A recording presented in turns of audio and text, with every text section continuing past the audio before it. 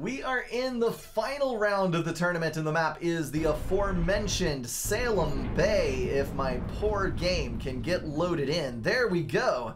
This is the Chief Jaguars team versus Farms, and I only say that it's their teams because those are the people that I know the best. We'll introduce everybody though. We've got FTX Commando on the north side with Farms, Dro in the rear slot for air, and then Asparagus on the left-hand flank. That is Seraphim, UEF for our factions. UEF seems to be particularly popular in this tournament. Blue Owl is on the south side running Cybern. We've got Nexus on the front line with Seraphim and Chief Jaguar in the air slot as UEF. And then Aeon for Massive in the north. That is going to be an even spread of all four factions. They got all the tech that they could possibly need. Looks like we've got some nice little bundles of Reclaim out on the edges, some boulders here and there and everywhere, varying between 113 and 175 mass in each, and then basically anywhere you see gray mountainsides, we've got rocks scattered about, so it's a little bit similar to Twin Rivers in that regard. ACU moving up to the front, Blue Owl going to assist in the center, where there is a deceptive quantity of mass. And I say it's deceptive because this looks like it would be worth a huge quantity, but 97, 97, 284. It's not a tremendous slouch, but it's not worth what you think it will be. Other than this, the Salem wreck in the center for a grand total of 1,800 mass, definitely the prize of the hour. We got double first bomber from Farms, 4 first bombers. The cheese, it is real. 4 engineer kills with the first bomb, and then look at this madness. First air from every single person with first bomber from every single person pounding away at Nexus's base. That is going to be tough to get rid of. 4 bombers circling the map already. We've got engineers dying in a couple of different bases. We've got a T1 mobile anti-air out, ready to counter, but unfortunately not being very effective at it due to the bomber looping out of the way. Hit on the T1 land factory, not going to be super effective, but everything on the front base has been wiped out. I'm just going to send you mass, Jaguar, says Nexus, and I think that is actually an excellent plan because Jaguar can use that mass since he's got a little bit of extra power up to upgrade his mass extractors. Now, the question is going to be, can the north side recover from the bomber rush in a sufficient manner to claim the map? You will notice that the mass extractors are not being built, that expansion is not happening, that reclaim is not happening, and that there's only 1 ACU on the front line versus 2, though there is a little hidey hole to dip that commander into so that it doesn't die from the double team fire. Although Nexus and Blue Owl would be stupid not to take advantage of the time to shoot at Farms Commander and reduce that HP as much as possible. Got a T1 bomber in, gonna kill 1 engineer, 2 engineers, 3 engineers. Okay, the number keeps coming up. And napalm on another group of 3 as well, earning that bomber a veterancy for 7 freaking kills. Well done on that, FTX Commando. Farms dropping HP rapidly. Make sure you keep your ACUs out of each other's way because you can shoot your friendly in the back. Friendly fire is a thing. And now Massive is retaliating with an airlock and bombers in for the counter due to the fact that he actually has a base and didn't go for first bomber. Engineer dead, mass extractors dying, and Farms is now in the water. But torps are being built to chase him out of said water, and Nexus is going to come in for close quarters combat on that ACU. I think Farms is going to get out though. He's not going to be able to make this work. And no. Farms is going to be out of range of the second commander, and there will be units up in time to counter this stuff. You're not going to be able to eat 5,000 HP in that amount of time, I am sorry to say, but the Southside team will get the advantage in reclaim, and that is a good thing indeed. 3 naval factories planned. Blue is going for those rather early, both in color and in name. He needs to be getting an engineer out instead of assisting a mechs to T2 and stalling for 24 mass per tick.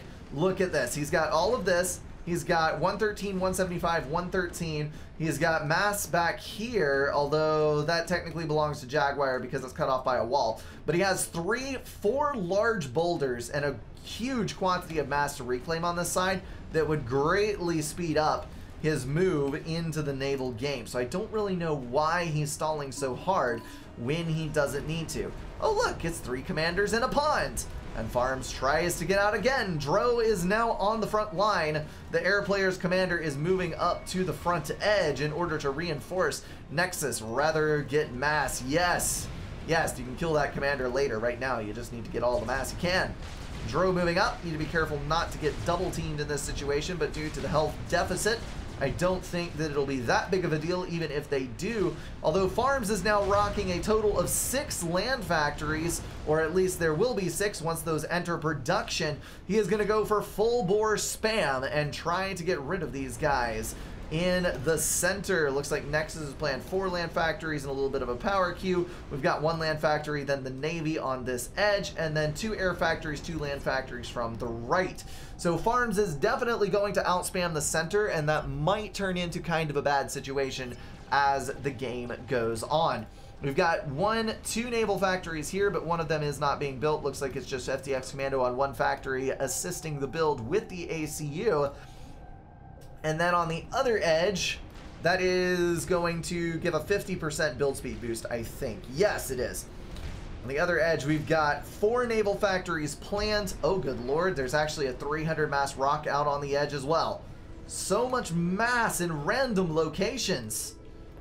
That is going to give a huge leg up on naval production. I do believe that this frigate will be out before... No, it will not, but the sub will be out before this frigate is, and the sub will be able to deal damage over time. I think the frigate could still cause some problems killing off build powers on the edge and that kind of thing, but it will not be a totally devastating effect.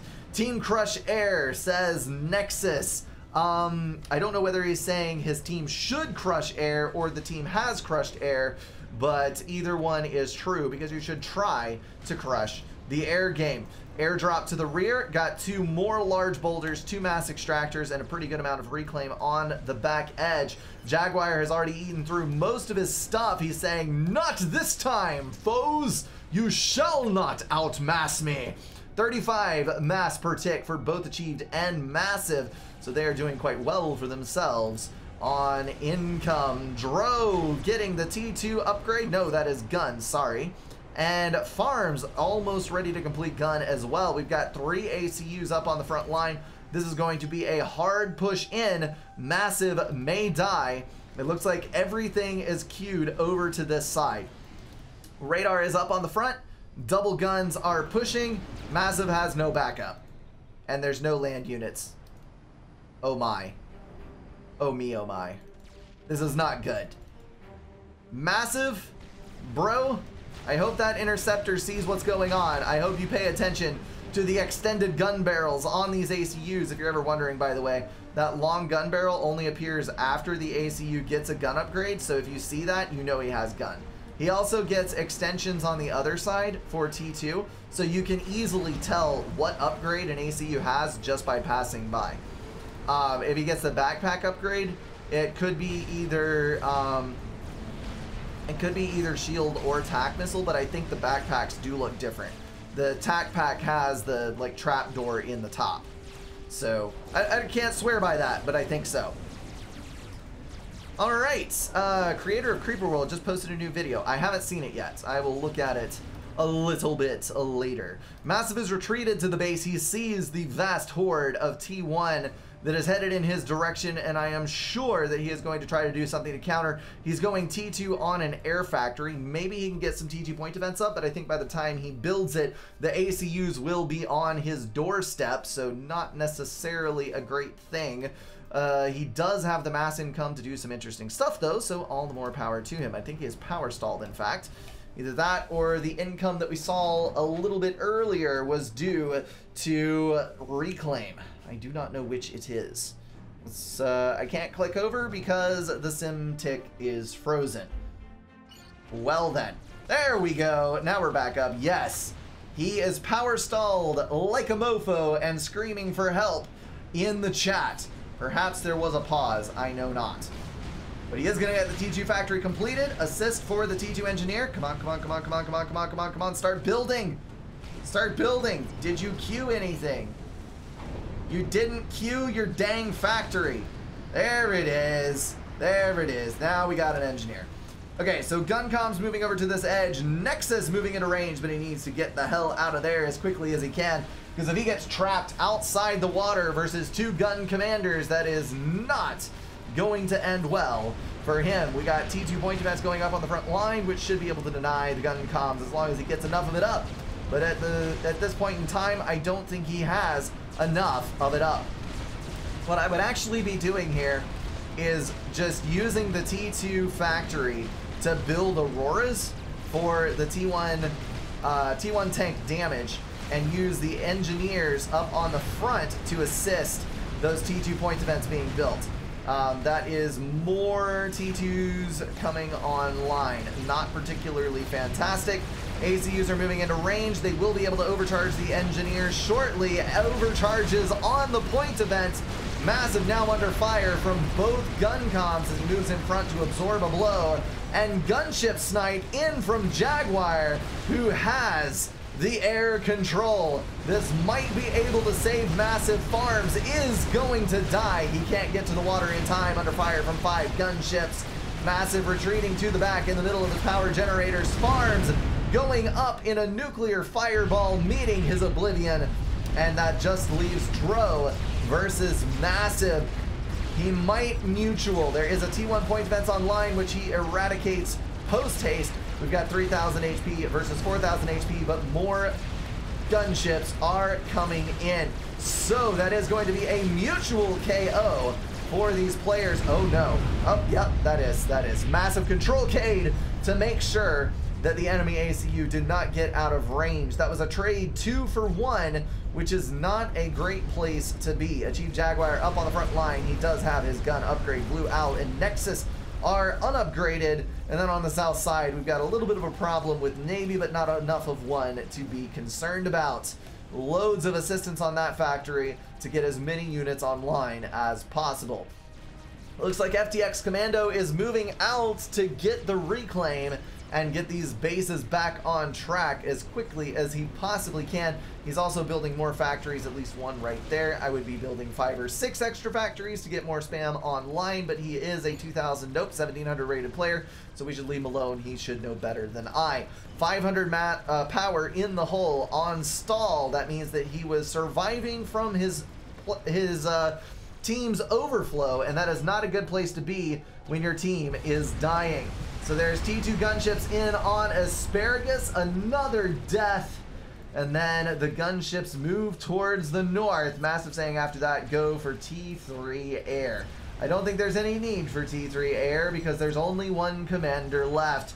FTX Commando bailing on the game. We get a 10 freaking minute final, and that is going to leave the tournament in the hands of Chief Jaguar, Blue Owl, Nexus, and Massive.